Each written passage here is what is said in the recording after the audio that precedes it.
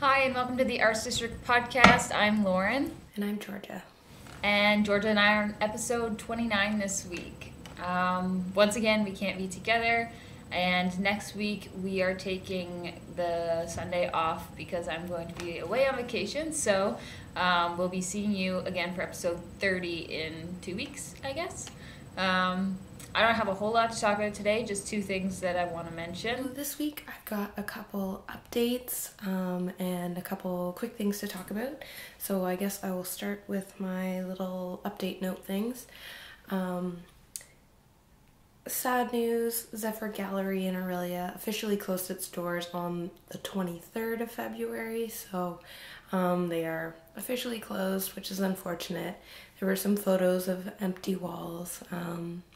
But they noted that they will be getting into their pop-up exhibitions soon, so stay tuned for that. You can probably check out their Facebook page for updates on anything like that, calls for submissions or when and where they have their next or first pop-up exhibition. So yeah. And second of all, I wanted to note that Wayhome, which Lauren and I are now sort of connected to since we got our lifetime passes at the lineup announcement, they have announced that they are calling for entries from OCAD and recent OCAD alumni, and they're looking to create an installation at the festival, sort of a spectacle. So the grand prize is $5,000, and there's also $18,000 for budget for this project. I think Lauren posted about this or commented on it on Instagram, so I found out about it that way and then checked out their website. A little bit disappointed that it's just OCAD and not any other art programs, but I'm looking forward to seeing the installation that they choose and experiencing it. The first thing that I wanted to talk about this week is a new music festival happening in the Aurelia area. Not Wayhome. I'm talking about a new one. This one's called Roots North Music Festival. So very cool news for Aurelia.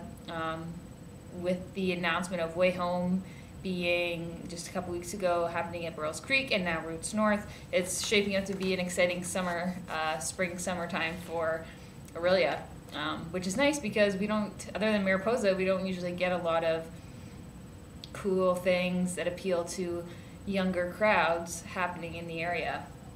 So this new festival is happening downtown Aurelia, April 24th and 25th. So just on like the cusp of spring and summer. There's not much going on at that time of year, so it's really good that it's not interfering with any other events, so hopefully they'll get a great turnout. Some of the venues that are hosting are OCC, which is the Aurelia Community Church or Christian Church, I don't know. It's in the old Cinema 4 building downtown. I've never been inside, but apparently they have renovated it, and there's a huge stage in it, and they kept the theater style seating in there, so it's going to be a really cool venue to go see the performers at. Another one is Brewery Bay, a legendary Aurelia restaurant downtown on the main street. Another one, we got the Brownstone, which is one of Aurelia's few pubs downtown on the main street.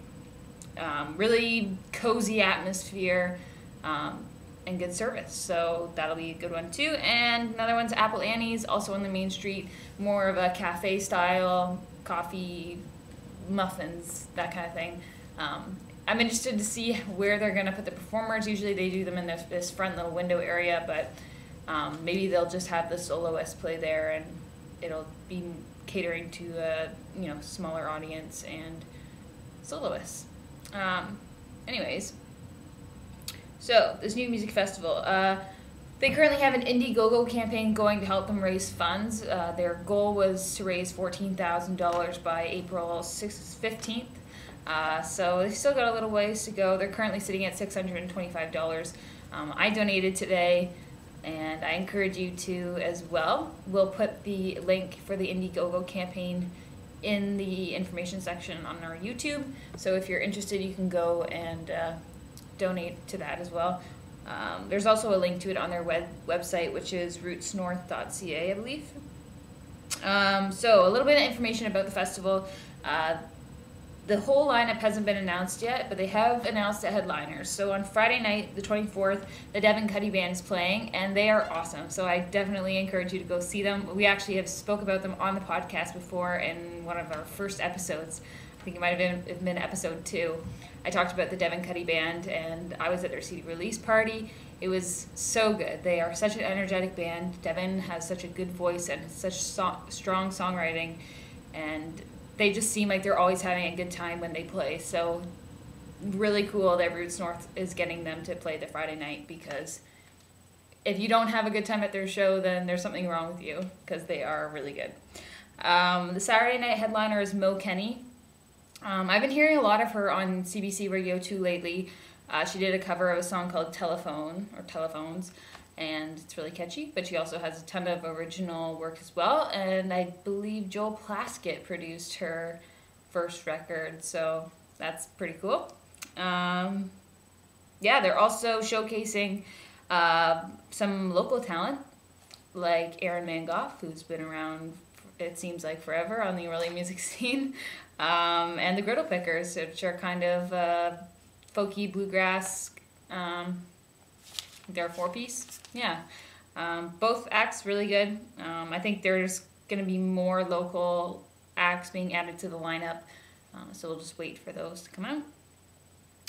Some other performers include Jerry Legier. I haven't had a chance to see him yet. I think he played at Mariposa last year, and he's played at the Brownstone since, but I haven't been to check him out. I've heard only good things, though, so that's good. The Foggy Hogtown Boys, I'm not too sure about them. I haven't checked them out yet. Sean William Clark, very talented, and Elizabeth Powell from Land of Talk. Last I heard, Elizabeth Powell, since leaving Land of Talk, hasn't really been playing any shows, so that'll be interesting. I am looking forward to going to see her. Georgia and I I will definitely be, hopefully Georgia will be attending this little festival and supporting a new local endeavor. Tickets are $40 for the weekend, or $25 for just a day pass. You can pick them up at Alley Cats, which is downtown Aurelia on Mississauga Street, or Gilbert Guitars, which is just up the road from Alley Cats, also on Mississauga, or you can pick them up online. So, yeah, we've still got a little ways to go for the festival, but I encourage you to buy them up early so that they will know how many people are coming. Also, I've heard that if people don't buy their tickets, sometimes there's a risk of cancellation, which has happened before with that other festival that was supposed to happen in Aurelia, that Summer's Edge. Anyways, yeah, so buy your tickets. Get on it. Yeah, so there was an article about the festival, too, that I read on the Aurelia Packet and Times website, I think it was. So we'll put the link in that there if you want to read up more about it. But I think we pretty much covered everything about it. So that was the Roots North Music Festival. Looking forward to it. Next, I'd like to talk about an art fair that I went to last weekend. It's called The Artist Project, and it was on February 19th to the 22nd. It is a contemporary art fair in Toronto. This was its 8th year, and it was held at the Better Living Center in Exhibition Place. There were over 250 artists. It was insane. I took just 1 or 2 photos. I was mostly just overwhelmed by the number of artists there. Largely painting, a little bit of photography, some mixed media stuff. But if you're at all interested in getting into collecting, at this event you can buy directly from artists instead of dealing with vendor or galleries and stuff like that. So if you're interested in collecting, check this out. Next year it should be running again. This was its 8th year, so it's kind of an established thing. They also had artist talks going on, and there was a cafe, there was a bar. It was really great and busy. There were so many people checking out contemporary art, so I really enjoyed that. It was so much bigger than I had anticipated, and I'm looking forward to checking it out again next year. Our musical element today, not that Roots North wasn't musical, but I want to talk about Terra Lightfoot, who is a singer-songwriter from the Hamilton area. I think she has now living in Toronto, but we're still just going to call her Hamiltonian. She is currently signed with Sonic Onion in Hamilton, which is a little indie record label. She's got her own brand of roots rock, which is really cool. Kind of a gritty sound, pulling in pop elements, but pretty much solid rock core to her music, which is something that I really like about her. She's also in a country outfit called the Dinner Bells. I've only heard one song of theirs, Running to Ravenna, I think it was called. Very catchy, and if you like country music, you should check out the Dinner Bells because they've got something cool going on. But anyways, back to Terra. Yeah, so she is a solo singer-songwriter, but she plays with the backing band of like 3 guys, I think. She released a self-titled debut album in September of 2011, and she hasn't followed it up yet, but I think her follow-up is on its way because she just released a new track called Never Will and has been talking about this new album. So I'm not sure when it's due out, but it should be any day now, I would think. So I'm definitely looking forward to hearing all of that because what I heard from Never Will is very exciting. So yeah, she released Never Will about a week and a half ago, I think. I listened to it and I was like, whoa, I should talk about that on the podcast because she's from Hamilton and she's awesome. So if you go to her website, terralightfoot.com, you can stream the song, but I'm going to play you a clip of it for the podcast.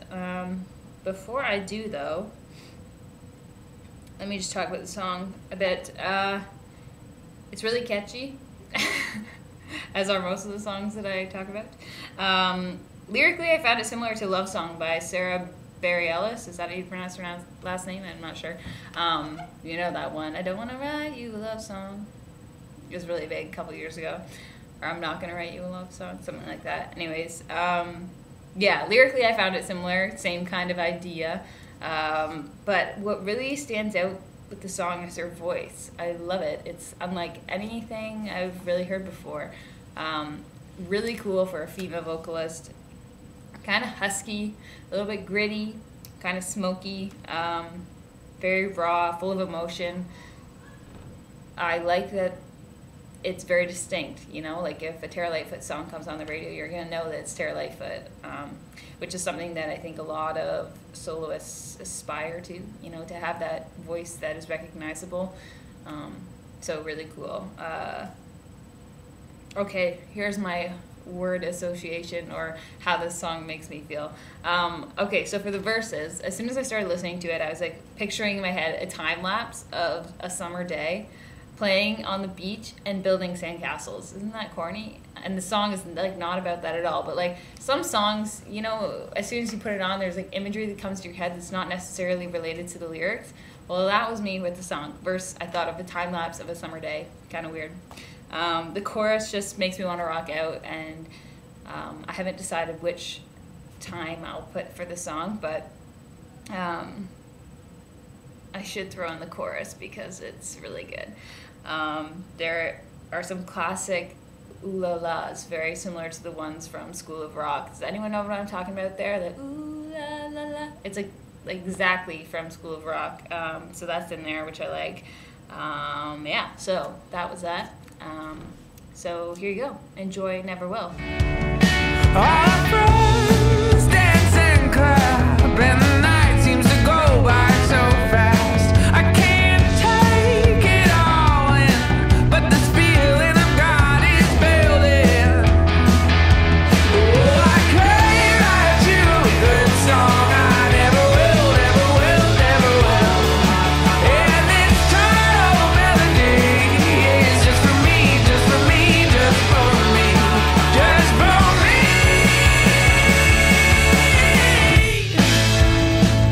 Okay, so that was Never Will by Terra Lightfoot.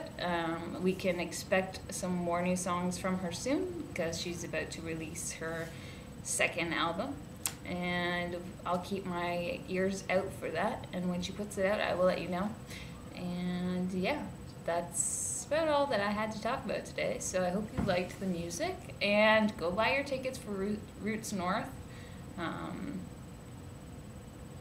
Yeah, and I'll keep you updated.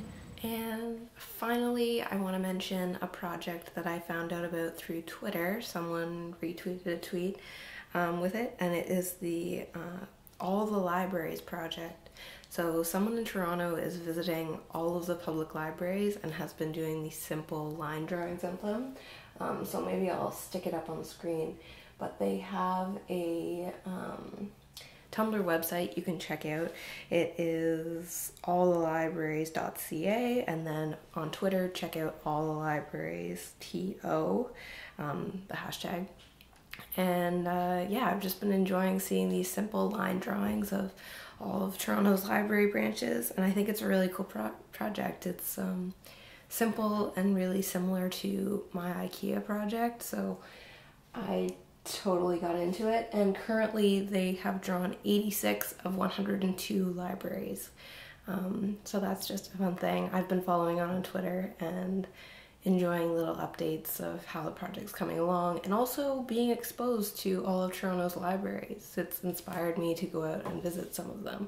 So yeah, check out All the Libraries project. I think that's all for me this week, but we will see you not next week, but in 2 weeks for a big 30th reunion episode. Unfortunately, we're going to take next week off. Lauren is away, so we're just not able to get together. But stay tuned in 2 weeks for episode 30. I'll see you then. Bye. Bye.